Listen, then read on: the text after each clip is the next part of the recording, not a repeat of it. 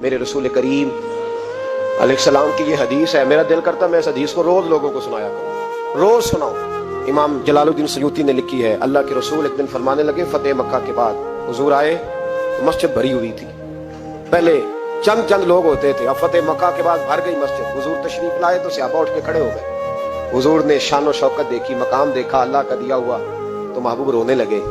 نماز مکمل ہوئی تو صحابہ نے عرض کی، حضور آج آپ رونے لگے نماز کے وقت، کیا ہوا؟ تو محبوب فرمانے لگے، مجھے میرے ماں باپ کی یاد آ گئی۔ ایک حدیث میں صرف اماں کے لفظ ہیں، ایک جگہ فرمایا مجھے اپنے، اور فرمایا میرا دل کرتا تھا کاش آج وہ دونوں یا دونوں میں سے ایک ہی موجود ہوتا۔ فرمایا میری اماں موجود ہوتی، میں تمہیں نماز پڑھانے آتا، میں سورہ فاتحہ آدھی پڑھ لیتا۔ الحاوی للفتاوی میں امام سیوطی علیہ الرحمہ نے لکھا ہے، فرمایا میں آدھی سورۃ فاتحہ پڑھ لیتا، میری اماں کو کوئی کام یاد آتا، میری ماں آمنہ حجرے کا پردہ سرکا کے کہتی، بیٹا محمد میری بات تو سننا، تو نبی پاک فرماتے ہیں اللہ کی عزت کی قسم میں نماز چھوڑ دیتا، پہلے اماں کی بات سن کے آتا۔ یاد رکھو بھائیو، یاد رکھو، یہ مرتبہ ہے، یہ مقام